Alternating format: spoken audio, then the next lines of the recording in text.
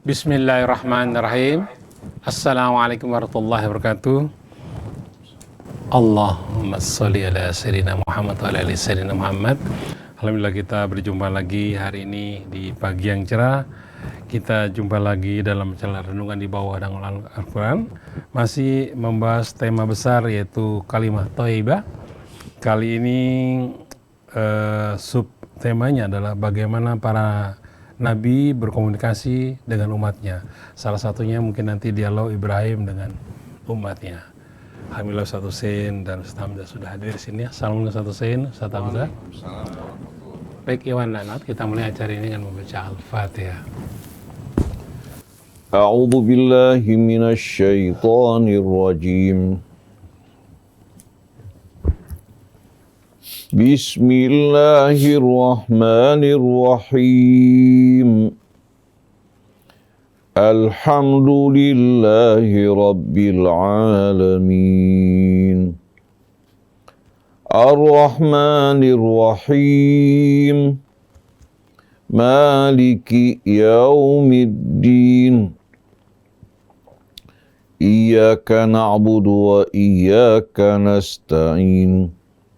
Ihdinas siratal mustaqim. Siratal ladzina an'amta 'alaihim ghairil maghdubi 'alaihim waladdallin. Amin. Kita sudah baca Al-Fatihah. Mudah-mudahan Allah mudahkan kita dalam memahami apa-apa yang nanti diterangkan oleh guru-guru kita. Kali ini temanya adalah bagaimana para nabi berkomunikasi dengan umatnya. Nanti ada contoh adalah dialog antara Nabi Ibrahim dengan umatnya. Kepada satu sen kami silakan. Bismillahirrahmanirrahim. Alhamdulillahi rabbil alamin. Hamdan katsiran tayyiban mubarakan fi kama yuhibbu rabbuna wa yarda.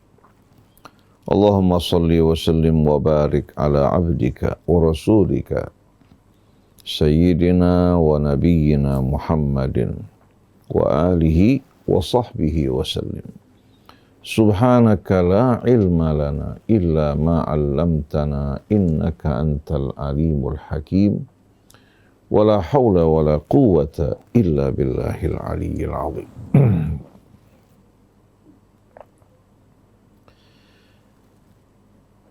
Allahumma atina min indika rahmah wa 'allimna min ladunka ilman nafi'a wanfa'na bima 'allamtana waj'alna hudatan muhtadin wa la taj'alna dhallina mudillin.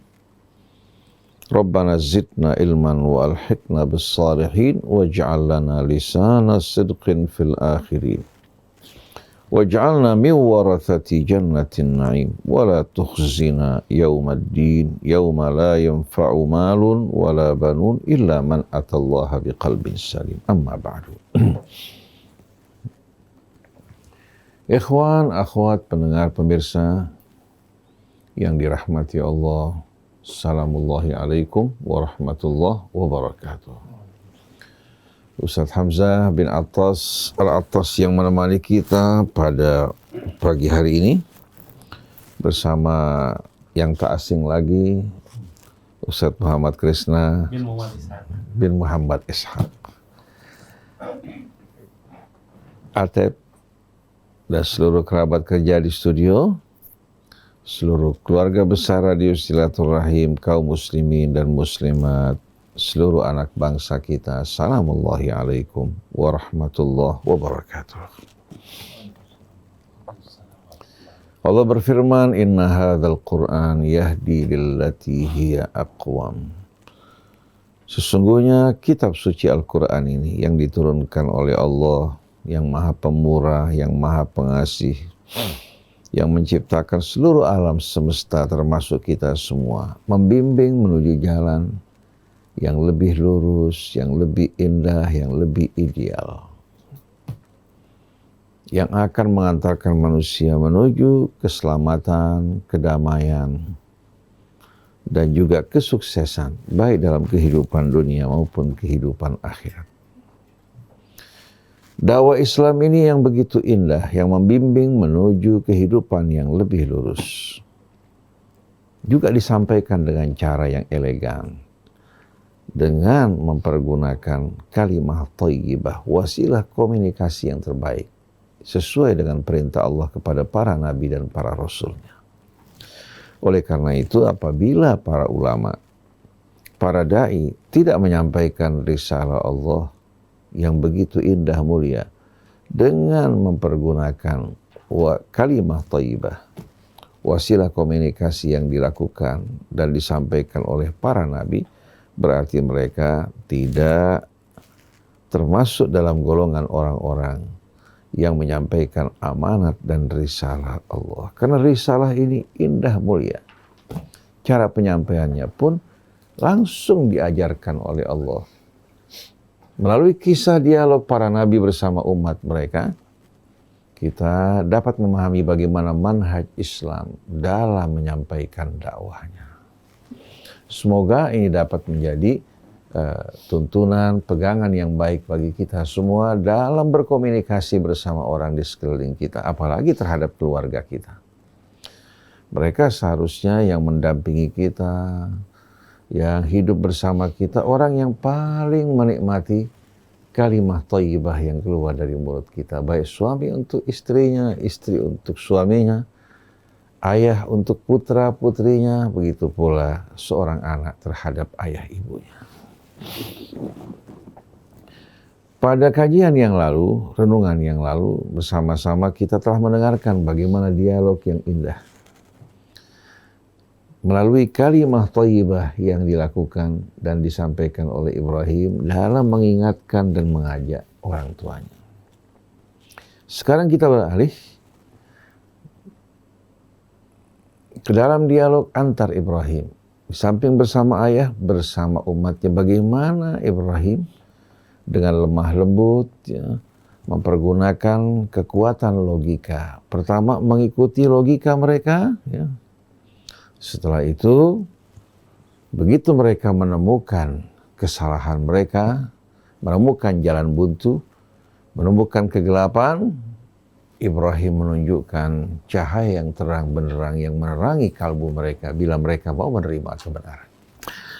Dalam bahasa Arab, uslub semacam ini dinamakan mujaratul khasmi. Pertama, mengikuti lawan dialog kita dengan logikanya, membawa mereka menuju kebuntuan, setelah itu memberikan solusi dan jalan keluar. Ini merupakan uslub dialog atau salah satu uslub dialog yang diajarkan Allah kepada Ibrahim alaihi salatu wassalam. Kita akan membaca beberapa ayat dari surah Al-An'am dimulai dari ayat 74. A'udzu billahi minasyaitonir rajim. Wa idh qala Ibrahimu li abihi Azar atattakhidhu asnaman aliha. Wa idh biasanya dahului oleh kata perintah sebagaimana dalam ayat yang lain,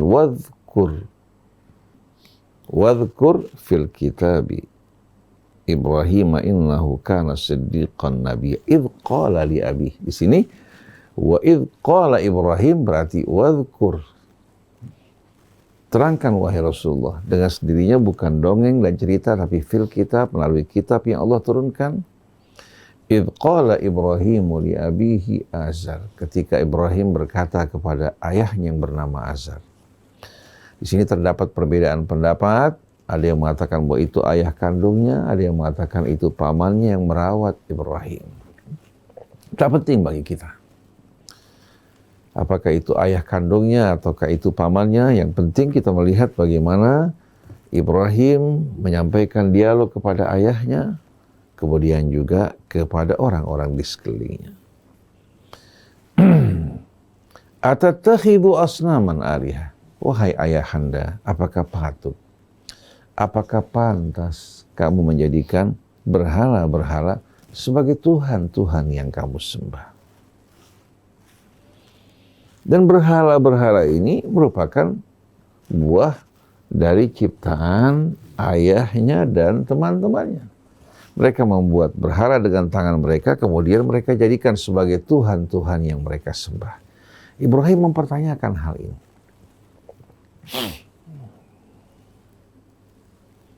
Inni araka wa qaumaka fi dhalalim mubin. Sesungguhnya saya melihat engkau, wahai ayah, bersama kaummu yang melakukan perbuatan seperti ini, benar-benar berada dalam kesesatan yang nyata.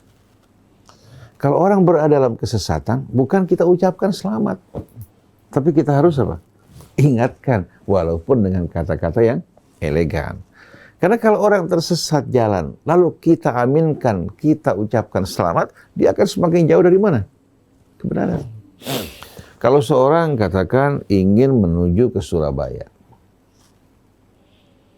tapi jalan yang ditempuh menuju ke Merak, lalu kita biarkan karena ingin menyenangkan orang tersebut, kira-kira sikap kita benar apa salah? Begitu juga mereka-mereka yang menyimpang dalam cara beribadah mereka dan beragama mereka.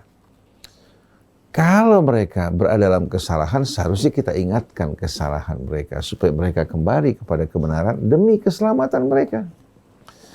Jadi kalau seandainya kita berdialog bersama ikhwan yang berbeda agama, seperti katakan umat Nasrani, ya, atau katakan pemeluk agama Hindu, Buddha, kita berdialog bersama mereka menyampaikan kebenaran, bukan ingin menyakiti mereka, tidak ingin melukai hati mereka, tapi ingin mengajak mereka sama-sama menikmati kebenaran yang kita nikmati. Itu juga disampaikan dengan bahasa yang elegan, menggunakan kalimat thayyibah. Jadi aku menjumpai engkau, wahai ayah, begitu pula kaummu dalam kesesatan yang amat nyata. Masa engkau menyembah apa yang kau buat dengan tanganmu? Berarti ini bukan Tuhan yang menciptakan kita, tapi Tuhan yang kita ciptakan dengan tangan kita. Betul tidak? Wa kadzalika nuri Ibrahim malakutas samawati wal ardi waliyakuna minal muqinin. Di sini Allah terangkan bagaimana Ibrahim ini seorang yang amat cerdas, yang tidak dapat menerima menelan sesuatu begitu saja. Tapi akalnya, ya, pikirannya bekerja, hingga melalui usaha upayanya dia menemukan kebenaran, menyambut hidayah dan petunjuk Allah, hingga Allah mengangkat sebagai Nabi dan Rasulnya. Dan Ibrahim ini bukan pada saat dewasa, semenjak kanak-kanak dia berpikir menyaksikan apa yang dilakukan ayah dan orang di sekelilingnya. Wa kadzalika nuri Ibrahim malakutas samawati wal ard. Demikianlah kami telah mempertunjukkan kepada Ibrahim malakutas samawati wal ard, keajaiban, keagungan Allah di tengah-tengah apa? Di tengah-tengah kerajaan langit dan bumi. Ini menunjukkan bahwa Ibrahim bukan hanya sekedar memandang seperti kita memandang langit dengan bintang-bintangnya atau matahari dengan bulannya, tapi dia memandang, merenung dan berpikir. Demikianlah kami mempertunjukkan, memperlihatkan kepada Ibrahim malakutas samawati wal ard. Allah tidak mengatakan mulkas samawati wal ard karena kata mulk menggambarkan kerajaan, tapi kalau malakut artinya lebih luas. Jadi Allah tunjukkan kepada Ibrahim kebesaran keagungan Allah Subhanahu wa taala yang terdapat di kerajaan langit maupun bumi. Waliyakuna minal muqinin, agar dia betul-betul menjadi orang yang penuh keyakinan akan kebenaran yang ditemukan. Hingga bukan hanya sekedar percaya, tapi kepercayaan meningkat menuju keyakinan dan keimanan yang memberikan rasa aman di hatinya. Sedangkan kebanyakan kita hanya sampai pada batas percaya, belum memasuki keyakinan. Saat tiba pada keyakinan, belum sampai pada batas keimanan yang membuat kita merasa aman dengan apa yang kita yakini dan tidak akan goyah walaupun badai angin bertiup dengan keras, tetap tegak istiqamah di atas keimanan tersebut. Nah, pada ayat-ayat berikutnya kita lihat bagaimana kecerdasan Ibrahim dalam berdialog. Orang-orang beranggapan melalui ayat-ayat berikut ini bahwa Ibrahim sedang mencari kebenaran. Artinya belum menemukan kebenaran, tapi menemukan kebenaran. Padahal ayat-ayat ini menggambarkan bagaimana Allah mengajarkan Ibrahim untuk berdialog bersama kaumnya yang sedang berjalan di atas jalan yang salah. Ibrahim mengantarkan mereka hingga menuju kesalahan yang mereka lakukan, lalu setelah itu dipalingkan menuju kebenaran. Falamma janna alaihi lailu ra'a kaukaba. Begitu datang malam yang gelap gulita, Ibrahim menyaksikan kaukaba. Kaukab dalam bahasa Arab berarti planet.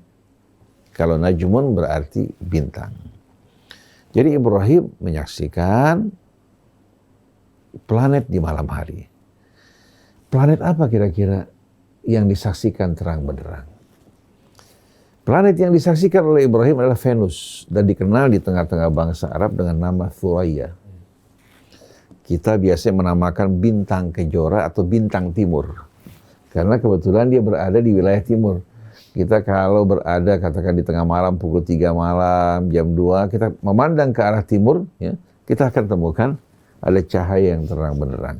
Kalau sekarang disebabkan karena polusi udara, juga polusi cahaya, di mana di bumi cahaya terang benderang, kita tidak dapat menyaksikan Venus dengan jelas. Berbeda di tengah-tengah padang pasir yang gelap gulita, jauh dari polusi udara, orang kalau menyaksikan Venus jelas dan terang benderang.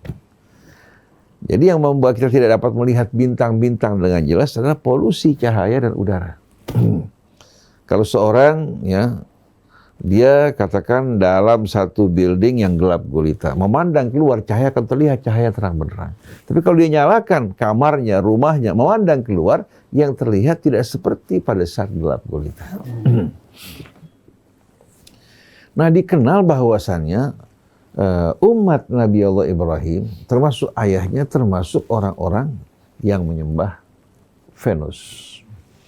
Dan yang mereka buat dari berhala-berhala tersebut yang bernama timsal atau jamaknya tamathil, sebetulnya merupakan berhala-berhala yang mereka buat menyerupai hal-hal tertentu. Nah, di antara sisa-sisa peninggalan purbakala ditemukan bahwa Venus itu merupakan bahagian dari sembahan yang mereka sembah. Begitu Ibrahim melihat Venus, kebetulan dia berkumpul bersama umatnya, bersama rekan-rekannya, dia ingin mengajak mereka berpikir. Dia mengatakan, qala hadza rabbi, ini Tuhanku. Venus ini bukan hanya untuk bangsa Babilonia, bahkan untuk bangsa Arab, betul-betul merupakan planet yang amat akrab dengan mereka.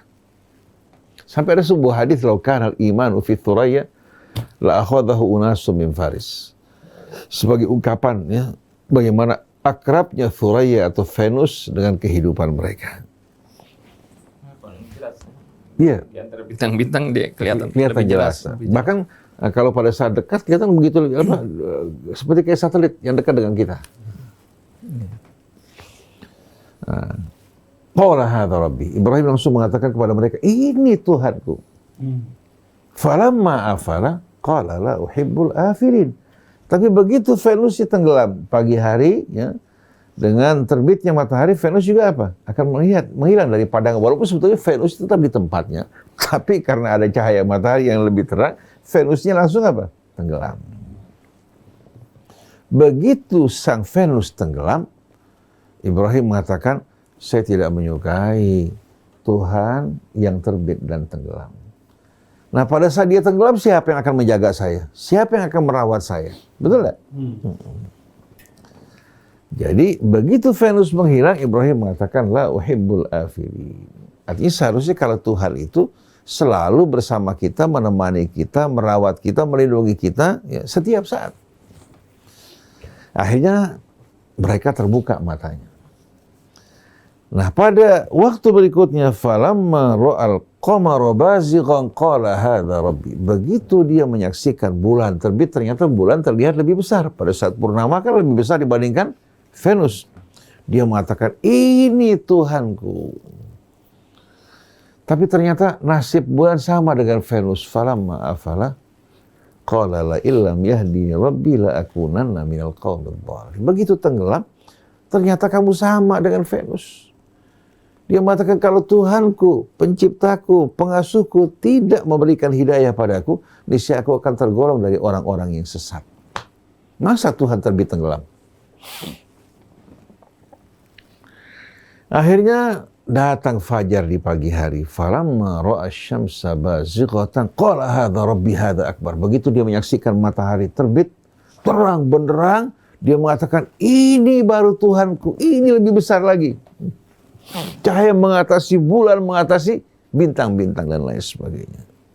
Ternyata nasibnya sama. Falamma afarat, begitu dia tenggelam, qala ya qaumi inni bari'um mimma tusyrikun. Wahai kaumku, sesungguhnya aku betul-betul berlepas tangan, bercuci tangan dari apa yang kalian persekutukan. Matahari walaupun bercahaya terang benderang, tapi ternyata dia tidak berdaya. Dia pun tenggelam. Bagaimana mungkin yang terbit tenggelam, yang tak berdaya, kuasa untuk menjadi penjaga pelindung kita selama-lamanya. Lalu kaumnya bertanya, kalau gitu siapa Tuhanmu? Kau menolak Venus, menolak bintang, menolak apa? Menolak Venus, bulan, menolak juga matahari. Siapa Tuhanmu? Dijawab oleh Ibrahim. Inni wajjahtu wajhiya lilladzi fataras samawati wal ardh. Sesungguhnya aku menghadapkan wajahku ke hadapan yang telah menciptakan langit bumi, termasuk Venusnya, termasuk bulannya, termasuk mataharinya, termasuk yang menciptakan kita semua. Indah nggak logikanya? Bagaimana mereka ya diikuti dulu dengan logika mereka. Setelah mereka mengalami kebuntuan, Ibrahim tunjukkan ini baru Tuhan yang benar. Sesungguhnya aku menghadapkan wajahku kepada yang telah menciptakan langit dan bumi. Hanifa, yang benar-benar apa? Aku hadapkan wajahku dengan apa? Dengan lurus. Aku tak memalingkan wajahku kepada selainnya. Wa ma ana minal musyrikin, dan sekali-kali aku tidak termasuk dari orang yang mempersekutukan Allah dengan lainnya, baik itu dengan mataharinya, dengan bintangnya, dengan bulannya, atau makhluk-makhluk yang lebih lemah yang lain. Nah, apa yang Ibrahim ungkapkan di sini bukan berarti Ibrahim sedang melakukan pencaharian kemudian menemukan Tuhan, tapi Ibrahim sedang berdialog dengan kaumnya dengan mempergunakan kekuatan logika. Berbicara dengan logika mereka, dengan akal mereka, dengan kebiasaan mereka, tahu-tahu mereka menemukan jalan buntu. Datang Ibrahim di tengah kegelapan tersebut memberikan solusi bagi mereka. Di antara mereka ada yang beriman, di antara mereka ada yang terbawa oleh kesombongannya. Wahajjahu qaumuh. Kaumnya begitu mendengarkan ucapan Ibrahim yang begitu jelas dan indah, ternyata ini kaum dikuasai oleh kebodohan yang luar biasa. Mereka mendebat, membantah Ibrahim. Tapi tidak menggunakan logika. Ini kan peninggalan orang-orang tua kita. Dijawab oleh Ibrahim, qala atuhajjuni fillah. Asalnya qala atuhajjunani fillah. Tapi kita lihat bagaimana lafadznya berubah untuk menunjukkan rasa takjub, heran melihat kebodohan mereka. Qala atuhajjuni fillahi wa qad hadan. Sungguh mengherankan keadaan kalian. Masa kalian mendebat aku tentang Allah yang begitu jelas bagi kalian, yang telah menciptakan alam raya dan seluruh isi termasuk kita semua, beralih kepada benda-benda, makhluk-makhluk yang terbit dan tenggelam. Padahal Tuhanku telah memberikan hidayah kepadaku.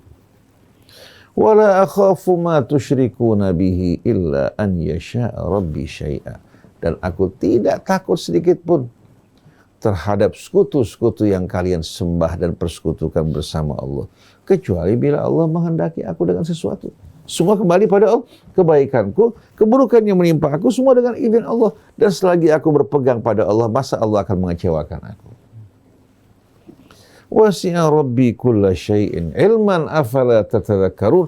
Maha luas ilmu dan rahmat Tuhanku. Maha luas apa? Pengetahuan Tuhanku yang meliputi segala sesuatu. Semua dalam genggaman kekuasaannya.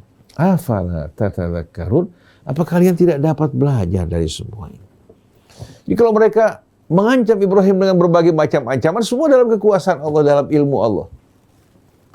Apalagi yang menakutkan? Nah, ayat berikutnya amat menarik, Mas Krisna. Wa kaifa akhafu ma asyraktum. Bagaimana aku takut pada apa? Tuhan-Tuhan yang kalian persekutukan bersama Allah yang merupakan buah ciptaan kalian. Wala takhafuna annakum asyraktum billahi ma lam yunazzil bihi alaikum sultana. Sedangkan kalian tidak takut padahal kalian mempersekutukan Allah, Tuhan yang sebenarnya pencipta alam raya dan seluruh isinya. Tanpa dasar kebenaran yang Allah turunkan bagi kalian. Jadi kalau kalian tidak takut kepada apa? Allah, penguasa alam semesta, Tuhan yang sebenarnya, bagaimana saya akan takut dengan Tuhan-Tuhan palsu buah ciptaan kalian? Saya melakukan atas izin Allah, sedangkan kalian melakukan sesuatu yang bertentangan dengan keridhaan Allah Ta'ala. Ya bagaimana aku akan gentar takut pada apa yang kalian persekutukan dari Tuhan-Tuhan palsu yang kalian sembah? Wala takhafuna annakum asyraktum billahi ma lam yunazzil bihi alaikum sultana, sedangkan kalian tidak takut mempersekutukan Allah Tuhan yang sebenarnya tanpa dasar kebenaran yang Allah turunkan bagi kalian. Fa'ayul fariqaini ahaqqu bil amni in kuntum ta'lamun. Ibrahim bertanya, maka di antara kita ini dua kelompok, mana yang seharusnya merasa aman kalau kalian orang-orang yang berilmu? Saya yang menyembah Allah Tuhan yang sebenarnya, apa kalian yang menyembah Tuhan-Tuhan palsu? Kan indah sekali logikanya kan. Bukan dengan cacian, bukan dengan makian, bukan dengan penyesatan, bukan dengan fitnah, tapi dengan logika. Ini ajaran para nabi. Diajak berpikir. Iya. Kalau yang sekarang kita dengar hanya fitnah, cacian, makian, kebohongan yang disebarkan.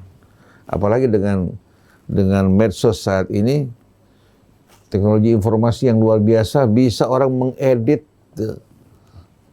kebohongan sedemikian canggihnya. Kita berlindung kepada Allah. Hasbunallah wa ni'mal wakil, ni'mal maula wa ni'mal nasir. Setelah itu apa? Alladzina amanu wa lam yalbisu imanahum bidzulmin ulaika lahumul amnu wa hum muhtadun. Sesungguhnya orang-orang yang beriman yang tidak mencampur keimanan mereka dengan kezaliman, mereka lah orang-orang yang akan menerima rasa aman dari Allah, yang akan menjumpai kedamaian. Wahum muhtadun, dan mereka berada di atas petunjuk Allah. Ketika Abu Bakar As-Siddiq radhiyallahu anhu mendengarkan ayat ini, dia bertanya, ya Rasulullah, siapa di antara kita yang tidak pernah berbuat kezaliman? Dijawab oleh Rasulullah SAW, kezaliman yang dimaksudkan dengan ayat ini sama dengan surat Luqman. Apa yang terdapat dalam surat Luqman? Inna syirka la zulmun azim. Sesungguhnya syirik adalah kezaliman yang paling besar. Pangkal segala kezaliman syirik. Jadi orang-orang yang beriman dan tidak menyampur keimanan mereka dengan kesyirikan dan perbuatan-perbuatan yang bersumber dari kesyirikan, mereka lah yang akan mendapatkan anugerah keamanan dari Allah dan mereka berada dalam petunjuk Allah. Nah, ayat penutupnya kita lihat. Ayat ini menjelaskan bahwa yang dilakukan Ibrahim bukan upaya untuk mencari kebenaran, tapi upaya untuk memaparkan kebenaran dengan kalimah thayyibah, dengan mempergunakan kekuatan logika yang amat indah. Wa tilka hujjatuna atainaha Ibrahim ala qaumi, itulah merupakan argumentasi kami, hujjah kami yang kami ajarkan pada Ibrahim untuk menjawab kaumnya. Narfa'u darajatim man nasya', kami mengangkat derajat sebahagian orang yang kami kehendaki. Inna rabbaka hakimun alim, sungguh Tuhanmu maha bijaksana lagi maha mengetahui. Indah, luar biasa uslub dialog yang diajarkan oleh Al-Quran. Nah, dari sini Mas Krisna kita bisa melihat, seharusnya ulama-ulama kita, para da'i kita, para rabbaniin yang menjaga kitab Allah Subhanahu wa ta'ala, mereka seharusnya mengikuti tuntunan Al-Quran. Jangan kita menggunakan mimbar-mimbar dakwah hanya untuk mencaci sana, mencaci sini, melecehkan sana, melecehkan sini, menimbulkan ketakutan dan fitnah, atau menjadi alat-alat kekuasaan dan kepentingan-kepentingan pengusaha. Mudah-mudahan Allah berikan kita hidayah yang sebaik-baiknya untuk dapat betul-betul meresapi ajaran Allah, menyampaikannya dengan cara yang Allah ajarkan, bil hikmati wal mau'izatil hasanah. Wallahu a'lam. Setanza. Bismillahirrahmanirrahim. Alhamdulillahirabbil alamin. Allahumma salli wa sallim ala sayyidina Muhammadin wa ala ali sayyidina Muhammad. Alhamdulillah, telah kita dengarkan tadi paparan dari guru kita Ustaz Husain bin Hamid Al-Attas tentang bagaimana hewar Nabi Allah Ibrahim kepada kaumnya. Dan di dalam hewar ini juga digambarkan bagaimana Nabi Allah Ibrahim mengajak kaumnya itu berpikir dengan memaparkan hal-hal yang mereka lihat setiap hari. Bahkan mereka kagumi dan bahkan sebagian mereka menjadikan makhluk-makhluk Allah sebagai sembahannya. Nabi Allah Ibrahim mengajak mereka berpikir tentang makhluk-makhluk tersebut yang berubah-ubah, tidak kekal, tidak selalu bersama mereka, tidak seperti Allah Subhanahu wa Ta'ala yang tidak terikat oleh waktu dan tempat. Kalau makhluk Allah Subhanahu wa Ta'ala pasti terikat dengan waktu dan tempat. Ketika misalnya Pak Krisna lagi ada di sini, Pak Krisna di ruang ini, tentu Pak Krisna tidak ada di jalan seperti itu. Ya, ketika kita berada di sini, kita tidak ada di luar. Ini adalah makhluk. Begitu juga yang digambarkan oleh Nabi Allah Ibrahim, di mana beliau ini mengajak kaumnya berpikir akan kelemahan makhluk-makhluk ciptaan Allah Subhanahu wa Ta'ala yang berbeda dengan penciptanya yang maha kuasa dan maha sempurna, maha suci dari segala kelemahan. Gambaran apa yang di dalam Al-Quran ini sangat penting untuk kita fahami ketika kita membaca Al-Quran, kemudian kita buka terjemahannya misalnya, atau bagi mereka yang memahami ayat-ayat Quran, memahami bahasa Arab, untuk kita selalu ingat ketika kita baca Al-Quran, jangan kita terlepas dari mensucikan Allah Subhanahu wa Ta'ala. Ya, ini penting. Ketika yang pertama harus kita ingat, kita jangan sampai melupakan akan kesucian Allah Subhanahu wa Ta'ala, di mana Allah Subhanahu wa Ta'ala telah menyebutkan di berbagai firman-Nya yang muhkamat, yang jelas bahwasanya Allah Subhanahu wa Ta'ala dialah al-awwal wal akhir, dialah al-zahir wal batin, laisa kamitslihi syai'un wa huwas samiul basir, dan ayat-ayat yang muhkamat yang lainnya. Ini supaya kita ketika membaca ayat-ayat Quran, kemudian di sana ada ayat-ayat ya yang menggambarkan tentang sesuatu mengenai Allah Subhanahu wa Ta'ala. Jika ya ayat tersebut misalnya seperti ayat mutasyabihat, maka hendaklah kita kembalikan kepada ayat muhkamat ya, agar supaya kita tidak ya menjadikan Allah itu menjadi lemah, menjadikan sifat Allah Subhanahu wa Ta'ala atau tentang Allah ini menjadi sesuatu yang tidak suci. Ya, seperti Allah Subhanahu wa Ta'ala maha suci dari sifat kelemahan. Seperti tadi, ya, Allah tidak butuh kepada tempat, ya, dan Allah tidak terikat dengan waktu. Ketika kita misalnya membaca bahwasanya Allah istawa 'alal arsy. Nah ini ya kita harus kembalikan, jangan kita fahami hal ini bahwasanya Allah bertempat di arsy seperti itu. Nah, kalau Allah bertempat dan butuh kepada tempat, maka berarti kita ini mencederai kesucian Allah Subhanahu wa Ta'ala, yang mana Allah Subhanahu wa Ta'ala tidak terikat dengan tempat dan waktu dan tidak membutuhkan tempat juga waktu. Ya. Begitu juga tentang kita harus ketika baca Al-Quran, kita juga harus menghormati keagungan dan kemuliaan para nabi pilihan-pilihan Allah Subhanahu wa Ta'ala. Seperti kita baca tadi tentang Nabi Allah Ibrahim ketika mengajak kaumnya untuk berpikir. Jangan kemudian ya kita pahami bahwasanya Nabi Ibrahim itu wah kalau begitu pernah menyembah apa? Menyembah Venus, menyembah bulan, menyembah matahari. Ya, bukan seperti itu. Ya. Juga misalnya seperti yang pembahasan yang telah lalu yang menceritakan bahwasanya ada orang dengan membaca ayat Quran dia menganggap Nabi Ibrahim berdusta. Ini adalah merupakan sesuatu yang mencederai kehormatan para nabi. Dan banyak nanti juga ayat-ayat yang lain seperti itu. Ini kalau kita baca dari Israiliyat memang biasa. Ya, Israiliyat itu arti dongeng-dongeng yang dibacakan oleh orang-orang Yahudi yang menyusup ke dalam Islam. Cerita-ceritanya ini masuk merembas kepada Islam dan ditafsir di kitab-kitab tafsir.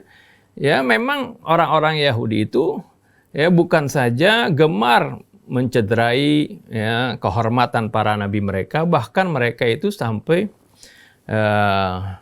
membunuh pun mereka lakukan, membunuh para nabi Allah Subhanahu wa taala. Oleh karena itu ketika kita membaca Al-Qur'an kemudian di sana ada ayat yang kita tidak paham tentang misalnya para nabi, apalagi kalau berbicara tentang zat Allah Subhanahu wa taala, hendaknya kita ingat ya kalau tentang Allah Subhanahu wa taala itu maha suci dari segala apa yang mereka sifati. Ya, tentang para nabi ya hendaknya kita juga menghormati dan menjaga kehormatan mereka, jangan sampai menganggap para nabi itu ya pembohong misalnya. Nabi melakukan sesuatu perbuatan yang tercela, membuka auratnya misalnya seperti itu. Dan ini adalah merupakan hal-hal yang harus kita perhatikan di dalam kita membaca Al-Quranul Karim, membaca ayat-ayat Al-Quran dan membaca terjemahnya juga memahami ayat-ayatnya. Agar supaya kita baca ayat Quran seperti yang tadi, ya, dicontohkan bagaimana kita baca seterusnya sampai tuntas. Ini di akhirnya disebutkan tilka hujjatuna ataina Ibrahim. Itu adalah hujjah kami yang kami berikan kepada Nabi Ibrahim. Jadi ini yang tadi dialog seperti itu melihat planet kemudian dianggap ini sebagai Tuhan seperti itu. Ini seperti yang saya katakan mujaratul hosmi, ya artinya menggiring lawan bicara ini kepada pemikiran mereka dan apa yang mereka biasa agungkan seperti itu, kemudian ya dipatahkan hujah mereka.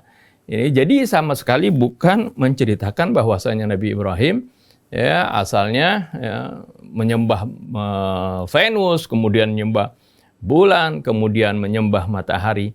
Ya, inilah pentingnya rangkaian ayat Quran kita baca ya sampai tuntas seperti itu akan terlihat jelas apa yang dimaksud dalam ayat tersebut. Ini saja yang dapat saya sampaikan. Mudah-mudahan kita akan mendapatkan lagi contoh-contoh yang lain keindahan dari hiwar fil Quran ini dan kita mendapatkan manfaat sehingga kita juga bisa mempraktekannya di dalam hiwar di antara kita. Ya, ini saja yang saya sampaikan. Billahi taufiq wal hidayah. Assalamualaikum warahmatullahi wabarakatuh. Waalaikumsalam warahmatullahi wabarakatuh. Iwan Anawat, demikian tadi sudah dijelaskan bagaimana para nabi menggunakan kalimat thayyibah dalam menyampaikan pesan-pesan dari Allah kepada umatnya. Baik, terima kasih Ustaz Hamzah, Kang Atep. Kita akan jumpa lagi di lain waktu. Saya Muhammad Krisna, kemudian Yusuf Bangkit dan Anis Mu'ali mohon pamit. Subhanaka Allahumma wa bihamdika asyhadu an la ilaha illa anta astaghfiruka wa atubu ilaik. Wabillahi taufiq wal hidayah. Assalamualaikum warahmatullahi wabarakatuh.